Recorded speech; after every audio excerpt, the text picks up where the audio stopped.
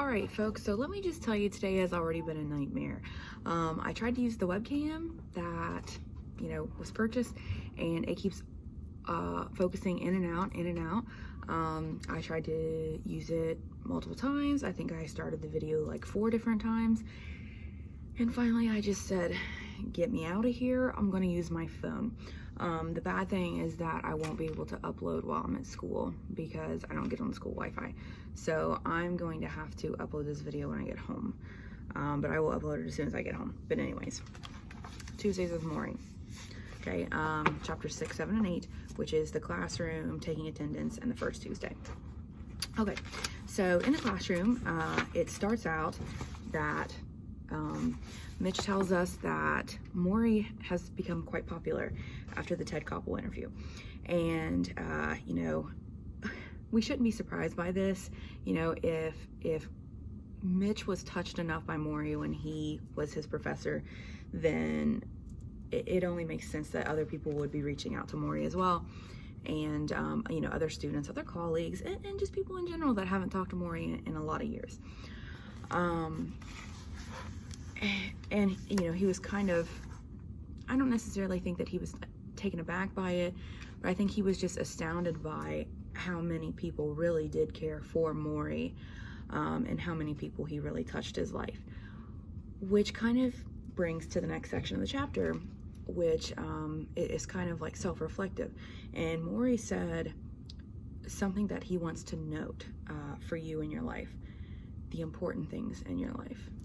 First off, have you found someone to share your heart with? A partner. Okay, and we know that, of course, that Mitch did. He has a wife. But these are life lessons for anybody in general. Have you done something to serve your community? And I think that community can mean a lot of different things. It can mean like your basketball community, if you're on the basketball team. It can mean your school community. It can mean the community of your friends. A lot of different things, even strangers, those of you that are in beta and NHS, helping the community that way. Are you at peace with yourself? Meaning, are you happy with your life decisions? Because, when we come to dust, when that's the end, the only person that you'll have to really think about is, were you happy? People aren't going to care about what you wore or what social media you were or were not on. It's you. Did you make decisions that made you happy? And are you a human? And that's kind of weird, but I think what he means is, are you spending time being human? Reaching out to others in a humanistic way, being nice to others, being kind to others. It's not about necessarily going to work every day as a worker drone. Like, that is important, but it's about how you treat the people around you, community, but strangers as well. Are you being a good person? Are you caring about what other people, not necessarily what other people think, I don't want to say that, but are you caring about helping other people, being kind to other people? Sometimes putting yourself last to put others before you. And then Mitch kind of thinks about himself and he thinks, well, gee whiz, what happened to me? I was going to be all these things in college. I had these dreams. I was going to be an artist. I was going to join the Peace Corps. I was going to do all these things, and then what did I do? I traded my passion for a paycheck. I write about these big-time athletes in the NFL or the MLB that could care less about me. Why am I worried about that when I could be doing something else with my talents? He is a journalist. He could be writing about anything. And it's those thoughts in his head that thinks, oh my gosh, maybe I should write this memoir. Because we talked about the extended metaphor of this book is that this whole thing is one big classroom, one big lesson, and we, the readers, we are part of Morrie's students because we're learning life lessons from him. Okay, and then he starts calling him coach again, which is something that he called him in college. And you might think, well, that's weird, coach, because he's not really playing a sport. But I kind of don't think it's weird because it's more of like a life coach. coaching him in the ways of life, coaching him of what is important in life, not necessarily, sports like gymnastics or something. And then he kind of has this really surreal moment, Morrie does with him. And he says, "Do you know how I'm going to die?" And Mitch, the author, is kind of like, "Oh, yeah, I don't really know." He tells him, "I'm going to suffocate. This fluid is going to fill my lungs and I'm going to die." And the imagery is very prominent. And you kind of have to wonder, like, why does he do that? But I think he's trying to say to him that dying might not always be glorious. It might not always be the prettiest thing in the world, but it's going to happen to everybody. Don't fear it, because if you fear it, then you're going to be preoccupied with your death and you're not going to live. Make sure you live a life that you are proud of by the time that you're being buried 6 feet down. I think that's what he's trying to say here. And then we go back to the present day narrative. It's italicized in the book, I told you, but unfortunately in your reading packet it's not. But we kind of talk about this thing about the tension of opposites. And he says that life is a series of pulls back and forth. You want to do one thing, but you are bound to do something else. Something hurts you, yet you know that it shouldn't. You take certain things for granted, even when you know that you should never take anything for granted. A tension of opposites, like a pull on a rubber band, and most of us live somewhere in the middle. Sounds like a wrestling match, Mitch said. He said, "Yeah, a wrestling match. I guess you could describe life that way." And Mitch asks, "So which side wins?" And then Morrie says, "Love wins. Love always wins." And I think that goes back to exactly what he was saying, with finding a partner and finding your community, friends and family. Love always wins. At the end of the day, don't hold those crazy little grudges. Don't do things like that. Love will always win. Okay, and then in taking attendance, we see that Mitch has left Morrie initially. He went out for the quick visit and then left. And if you remember, when he arrived at Morrie's house, he had the phone in his arm, he had the coffee, he was trying to figure out his ways to get to Morrie's house. He said he was doing 5 things at once, like he always does. I feel like several of us live our lives like that, including myself. We're always run. And I think it's gotten even worse with cell phones, because there's this idea that now that we have digital communication, we're always in contact with each other. So someone might text you at 3 a.m. and, normally we'd be asleep by then, but we might respond. Or if you don't text somebody back within 12 hours, they get all heated. Even though back in the day, back when I was growing up, when you had a house phone, if you didn't answer the house phone, people just assumed that you weren't home. They didn't get upset with you for not texting them back. So things have definitely gotten worse. And, I don't think that Morrie would like this very well, the life that we're living, because we're not really living a life. Are we going to work? Are we working to live, or are we living to work? Okay, so with attendance, we see he's talking about how he flew to London to cover Wimbledon. And if you don't know what Wimbledon is, it's like the Super Bowl of tennis. I know we don't really have tennis here. But yeah, he went to Wimbledon, and he's talking about some current events of the 90s that, we talked about that he would see, and we're going to do a thing with that at the end of the book. He's talking about the Oj Simpson Trial. If you remember, he was on trial for murder for killing his wife. He was found not guilty. I think he was guilty. We see Princess Diana. She has passed on. Madonna. All these different things. And he's looking at it, and he's kind of taken aback a little bit. And he kind of has this realization, why are these people obsessed with celebrities? Celebrities that don't matter.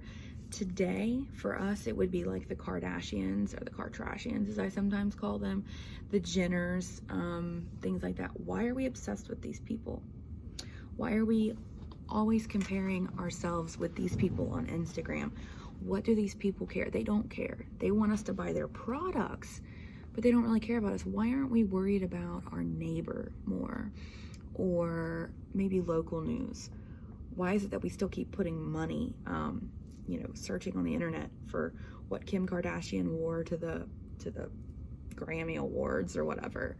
He says he cannot believe it, and he's guilty of it too. I mean, he writes for magazines like this, not necessarily tabloids. And then he thinks back to an important quote from the previous chapter that Morrie said, which is, the culture we have does not make people feel good about themselves. And you have to be strong enough to say, if the culture doesn't work, don't buy it. Unfortunately, it is hard. Easier said than done. It is hard to go against a culture, even if you don't like it. If you want to wear something different, you have to be prepared to maybe be made fun of. If you look different, if you don't subscribe to the beauty standards of the moment, the Instagram baddies and all this stuff, if you don't look like them, you have to be sort of okay with not looking like them. And you have to realize that if that culture doesn't work for you, if you don't have the money for the plastic surgery like they do, that is okay. You're still a person. You're still worthy of love. You're still, you're still mentally a good person. And especially like if you do stuff with your community and things like that, if you're a good person. It doesn't matter what you look like. But we are a culture that is obsessed with those types of things.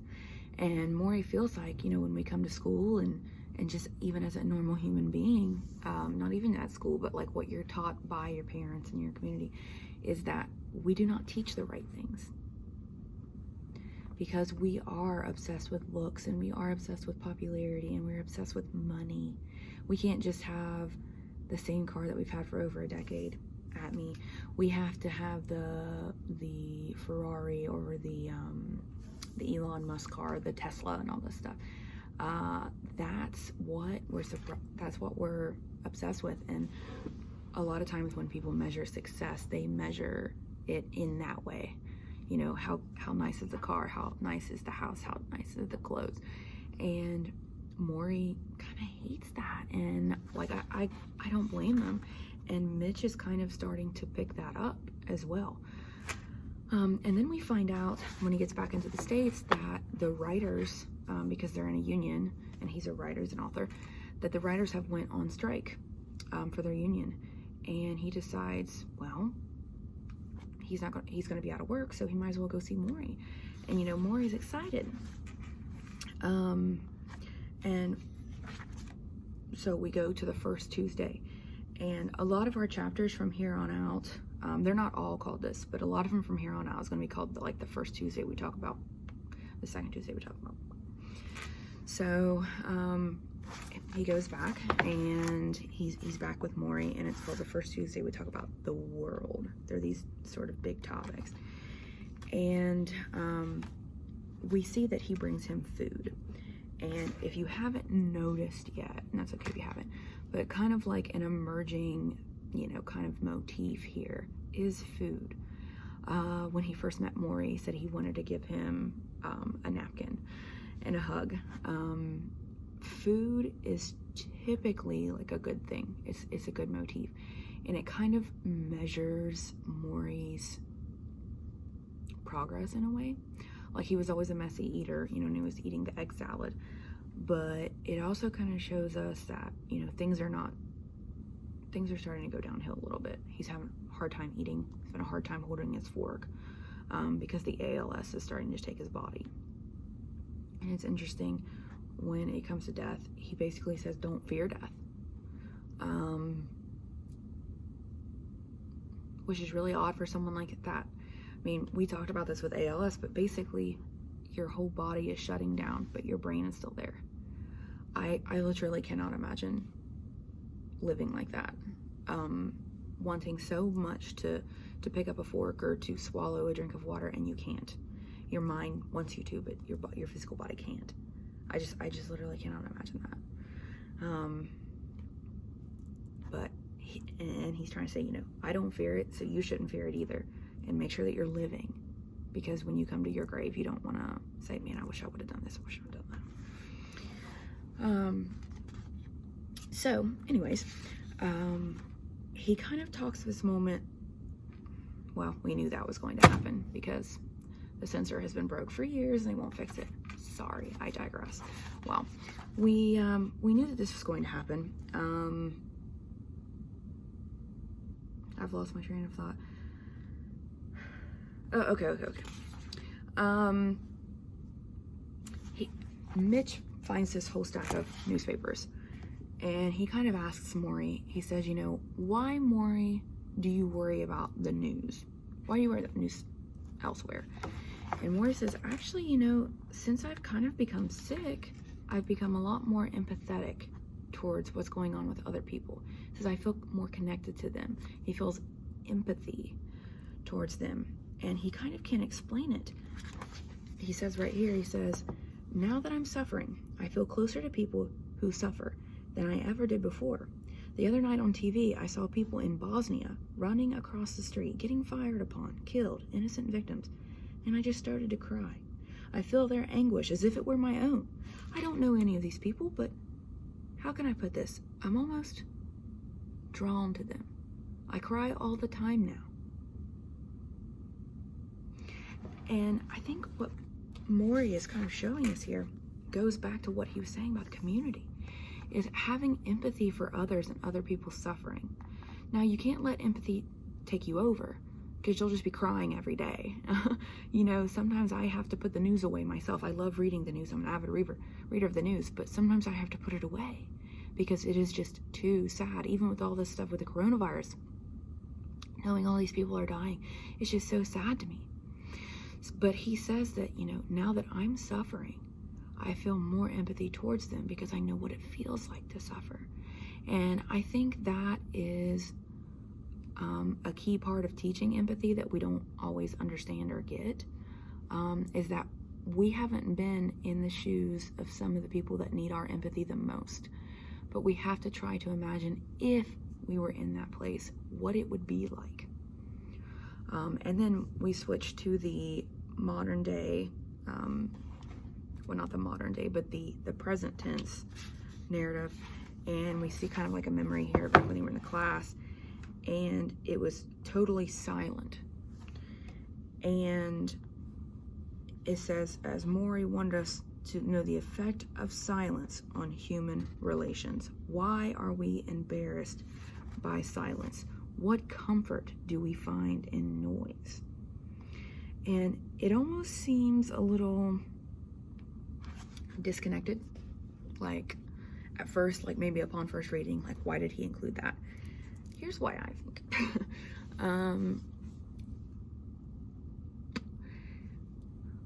We like noise because we don't have to think as much. And this goes back to the empathy. So if I sit here and I think about like the coronavirus and how many people have died or something like that, I'm going to be sad. But if I think about the noise of the world, be it the celebrity gossip or the just even the general hustle bustle of coming to school or something like that, I can distract myself from all this coronavirus news, from all this pain and suffering, and I don't have to think about it as much. I'm not necessarily saying that it's a bad skill. I think it's a necessary skill for survival and coping, but nevertheless, it does kind of dull our empathy skills that we should have for our fellow human. If we sit in silence, or if we really, really think about things in our own head, we become more connected. Now, you have to be careful. You have to be careful that you don't slip into depression. But I think if we stop and really think about things and stop sort of overly distracting ourselves, we can be more connected to our community and to our fellow human, because we're really thinking about things that are going on, whether it's sad or good or whatever. It's called being mindful. And I can put some links about mindfulness, because we are going to have it on the next activity. So hope you enjoyed this little video. Sorry that the lights went out.